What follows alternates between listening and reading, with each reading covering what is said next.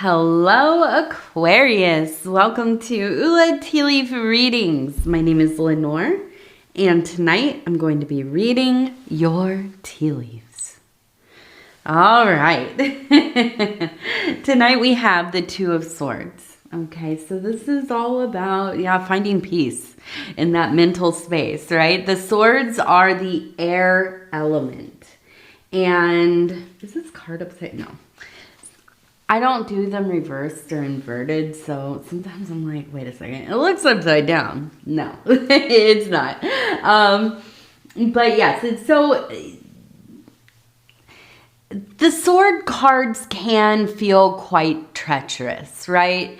And a lot of it is because it's kind of like propelling us to forward to start working out some of those things that exist within the mind space, which notoriously tricky, right? It's not like cut and dry like we perceive the physical world to be, that there are, causes and, and what is the cause and effect? I was like, wait a second, causes and effects, right? But yeah, so in the physical world, we can kind of figure things out based on, kind of the rules of the material world and so on and so forth. But when we're talking about the air, much like, right, water or even fire, we're dealing in a space that can easily shift. It can be perceived incorrectly. It can be full of blockages and, kind of speed bumps and all kinds of stuff that just really, unless you are somebody who has a lot of resolve, you can get to a place where you're like, I'm not going to pursue this anymore. It's too many mental gymnastics, right? Just like one thing after another.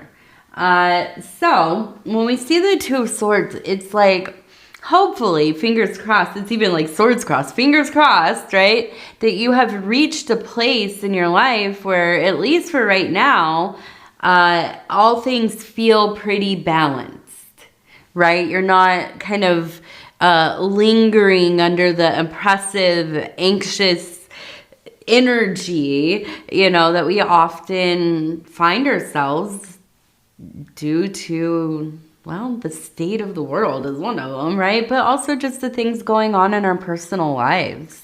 So I'm hoping that you have already found yourself in this place, but it might be that, you are seeking it.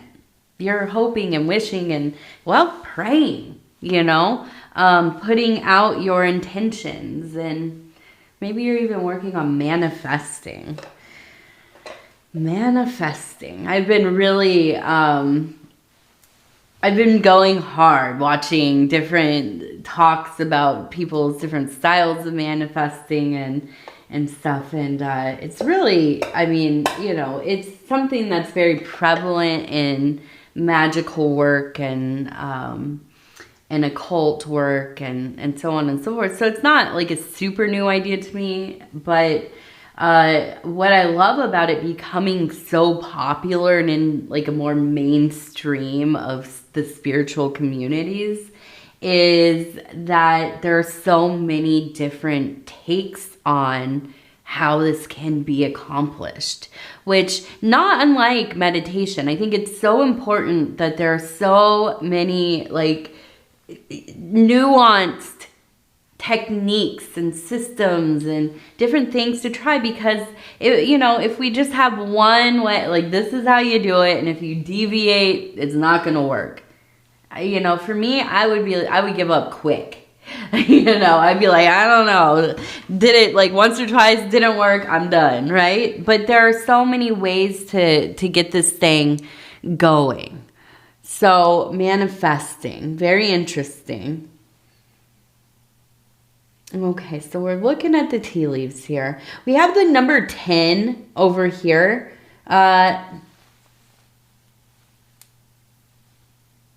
Kind of looks like 18, really. 58 even. So we're going to go 10, 18, 58. One of those numbers. If any of those speak to you.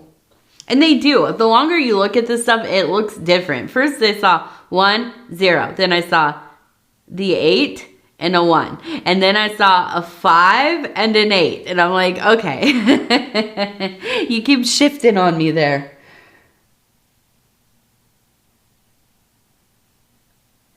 And so, again, I want to tell you, I know I go on and on in all of my readings about how much I appreciate all of you. And, you know, it is such an honor to be able to do this work and bring you these messages. So I thank you for clicking on the reading.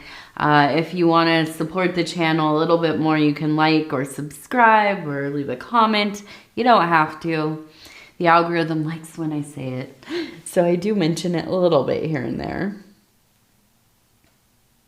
So we have a puppy. It looks like a Dalmatian. We have the nose, the eyes, the little mouth right here, the ear. And this is kind of side profile looking this way. Now, the body would be right here and the little legs.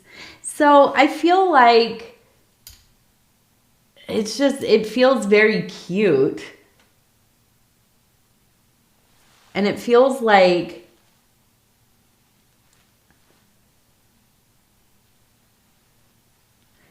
I almost wonder if you had a dog when you were a kid.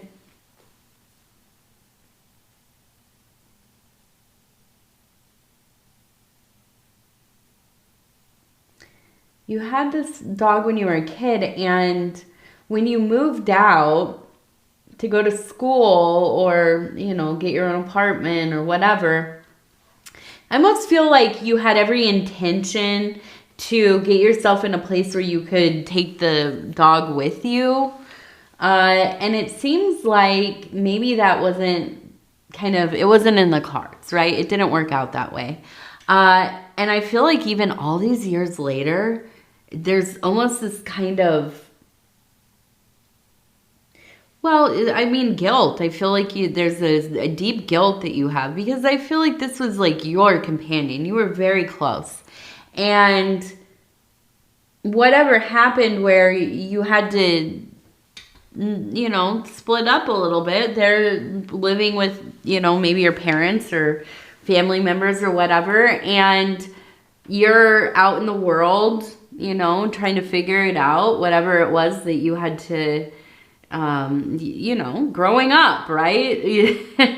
Whatever it was that you were doing, if it was working, going to school, maybe you started a family, you know, whatever it was, I feel like you have a lot of guilt. But here's the thing is that even though the dog, I imagine, has transcended, it's passed away,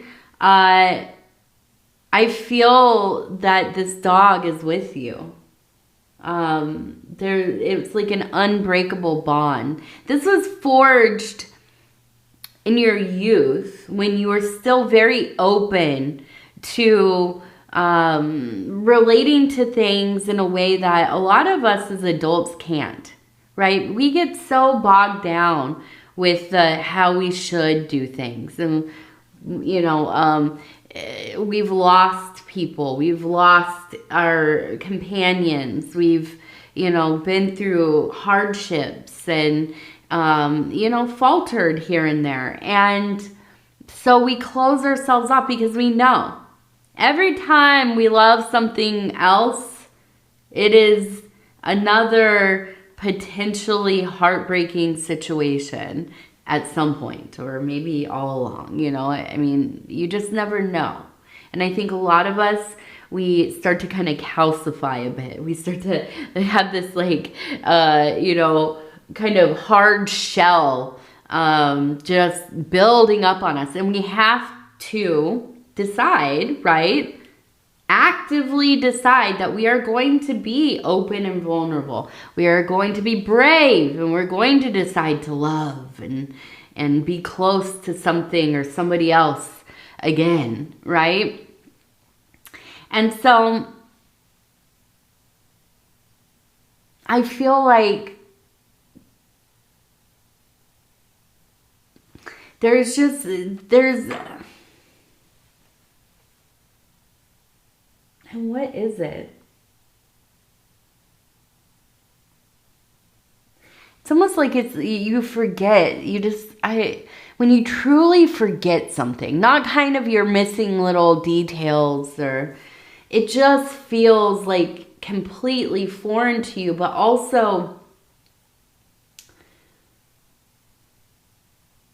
it's hard to know how to get back to that place where you can be so open, right?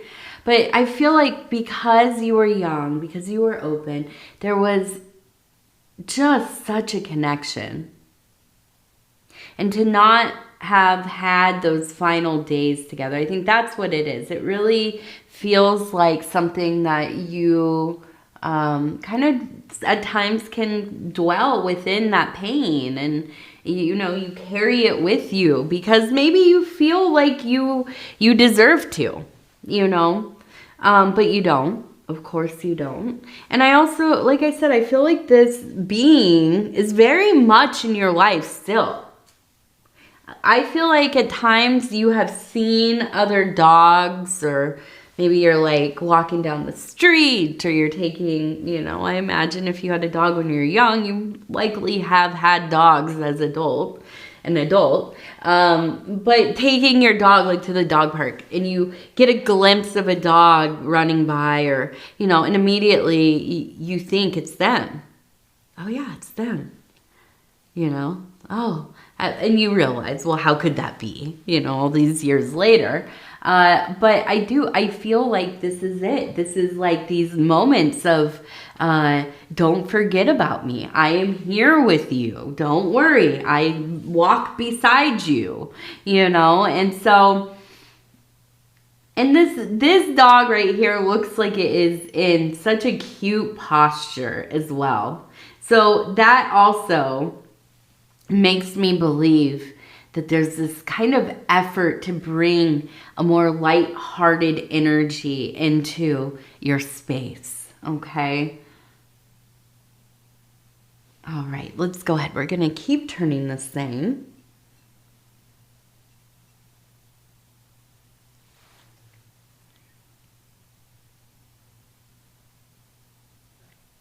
We have the letters G, S. G is in great, and S. We also have, it looks like the name Gary, G-A, or it could be an E, R-Y. Okay, Gary. If you know a Gary, make sure you give them a call. See how they're doing. We have the number 28. 28.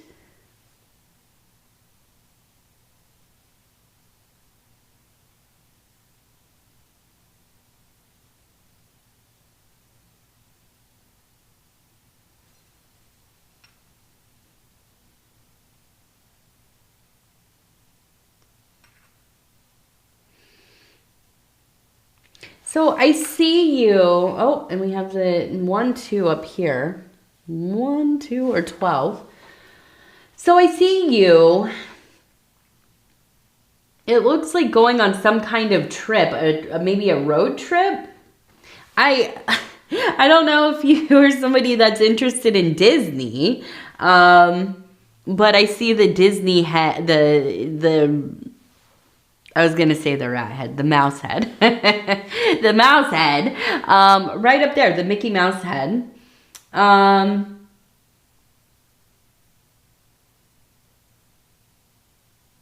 the big thing I'm seeing, we have a pheasant and maybe another pheasant. It reminds me very much of the prairie.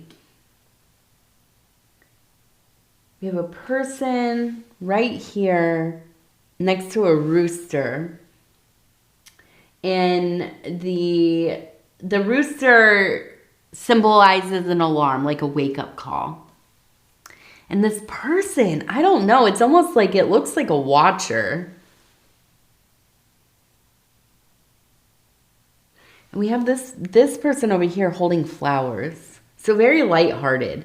This one feels almost kind of like very reactionary, alarmist, like, you know, just very almost not nihilistic, but doomy, right? Like very like a doomer, very doomish.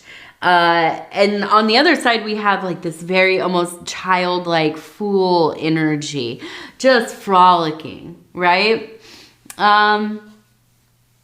And then we have the prairie with the, I always call the pheasants the fancy chickens because they run across my backyard all the time. I think that they maybe nest in the woods, but I'm not sure if they're just hiding from other predators or what. But they're so funny when they run through the yard. They look like little chickens, but they're so beautiful. You know, chickens are beautiful as well in their many varieties. But yeah, pheasants, gorgeous.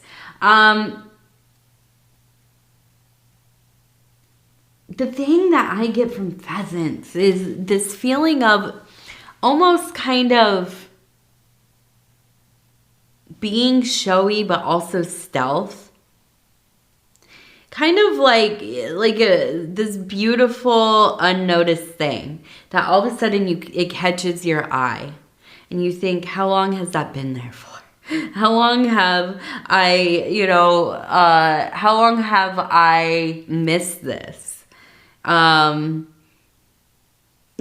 be like if for whatever reason, like I don't know, you have like a house, right? And you've lived there for years, and all of a sudden you realize there's like some feature of the house you've never even seen before, right? But it's like this beautiful thing, but you've never noticed it.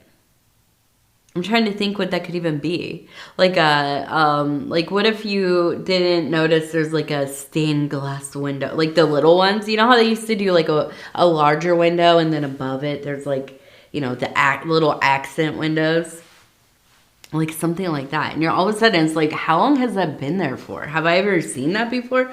Obviously not. Or maybe I did and I just forgot about it, which is also like, what the heck's going on here? But I do feel like it's almost kind of this feeling of suddenly becoming aware of this beauty in your life. Something. It could be a person. Like, your one of your cube mates, right? Or what are they called? Cubicles? Cubicle mates. I've never worked in an office. Can you tell? And I'm actually, as I'm thinking about this, I'm visualizing that show, Severance. So that's like, that's where my mind goes in places like that. But yeah, you're working next to somebody for like the last 3 years and you never like give them a second thought, really. You say hi or whatever once in a while, but you don't think about them that much. And then all of a sudden one day I don't know, the sun comes through the window in the right angle and you look over and you're like, oh, it's an angel. All of a sudden you realize there's this great beauty in my life. I haven't even noticed it. Like, how is that possible? And that's the feeling. That's the feeling that I feel here.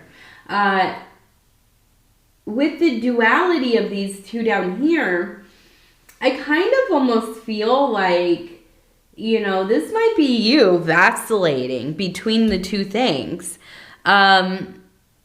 And I feel like this makes sense with the Two of Swords because it's kind of like, okay, yeah, it feels great to be this like childlike wonder and awe, but like also it's hard to stay on task. It's hard to maintain the things that you need to maintain, your responsibilities. But on the other hand, being this doomer where like, yeah, you're informed and you know what's going on and like, you're devoted to being up to date about things or, running life in such a way or, whatever, that you become almost inflexible, right? And you become maybe very reactionary to any kind of thing that's happening because you're hyper-focused on it, And it is scary. I mean, listen, if you even just turn on the news or, you know, open the app or whatever, you're going to have like 15 different flavors of why you should be afraid of life, right? And it's supposed to be like, I mean, it's not supposed to, but they do it on purpose, you know? It's not an accident. Now these things probably are happening in the world, of course, but for us to have so much access to all this information, we are evolving into that, right? Hopefully anyways, micro evolving, I should say. And so I think a lot of us, we vacillate between these extremes because we're living in a world that is extreme. You know, I don't know if I should be, you know, basically in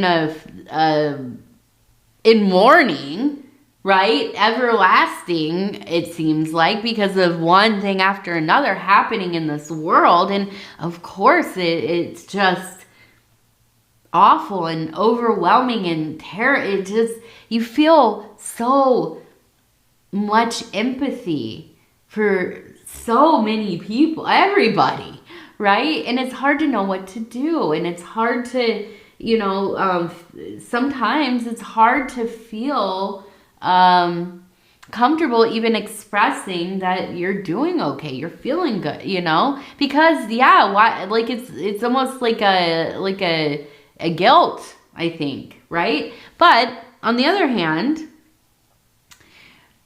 I feel like anyways, and I'm going to promote people, you know, I'm not saying toxic positivity here, but if you feel like things are okay in your life and going well and you're happy and you want to express that, you should. I mean, that's what's going to help the world more than anything is people, you know, finding a way. You know, yesterday my daughter was pointing out little pieces of grass that were starting to come through the sidewalk that was in front of a business that we were at. And I kept telling her, I'm like, you know what, Edie, life finds a way. That's my daughter's name, Edie. Life finds a way, girl. We all day long we can doom and gloom and we can say everything's ending and you know all this stuff is crumbling and the world is, you know, terrible and just, you know, on fire or whatever. But life is gonna find a way no matter what. If you're gonna help it or not, it's gonna find a way. You know, so I don't know. I stand in defiance of a world in fear. I stand in defiance of, you know, letting the whatevers grind us down. Because they ain't. not over here. So I see you really finding a balance. And I love it. I love this energy. I love even to have, you know, the instinct to even question these things, right? To even think about like how, you know, how am I feeling? How do I get this more centered? How do I find my balance? You know, what is right for me in my life to optimize the work that I am doing, the work that I want to be doing. You know, it doesn't matter. You know, we can't compare ourselves to anybody else. If we need to do things like in a way that nobody understands, so be it. You know, that's what it is to be a human being. Sometimes you got to do what nobody even has comprehended before or, you know, conceived of. And so if anybody is going to be making headway here in life, it's going to be you, Aquarius. I know that's true. Okay, we're going to do our lucky numbers here in a minute. I also want to, it looks like we have some kind of present. It almost seems like this is going to be from somebody from your past. And it almost, somebody with like maybe a C name or a C in their name. C is in cat. Cat. We have the number 310, 310.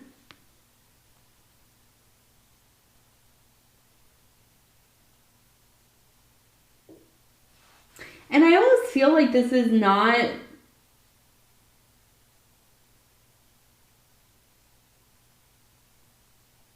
This is not... It's not like a birthday or anniversary or anything. Just kind of out of nowhere. I don't know. I think this person is going to be trying to get back in there with you. I feel like there's somebody who's trying to come back into your life. So look out for that. It's going to be happening soon. We have the number 45. That's our first lucky number. 45, 7, and 45 again, I guess. Let's do another one. 41. All right, 41. And we will end with our Indigo Sage affirmation cards. And I'm just going to go ahead and flip through, stop where it feels right. We got the peach. Music of plants. Cease trying to conjure. Surrender the old and play your part in freshness. Maybe this is like, don't take that call. I don't know. I'm really big on not going backwards, not bringing people from the past into your life unless they're already there, right? Don't go searching for them. Don't go trying to, forge old bonds unless it's super important. I think sometimes we get into these places in our lives where we get very nostalgic, right? And we just kind of want to see what people are doing and maybe connect again and, all that. And that's all well and fine, but honestly, I don't know. Time passes for a reason. People come and go out of our lives for reasons, if we understand that or not. And more often than not, when we go searching through the old things, it's just going to be more of the same. Yeah, and I don't know about you, but I am looking for a brighter future. So I know it's not going to be buried in the past anywhere. And yeah, that's my little 2 cents. All right, Aquarius, I love you. If you want to like, subscribe, or leave a comment, I would love to hear from you. Please take care of yourself. We're going to talk in a few days. Good night.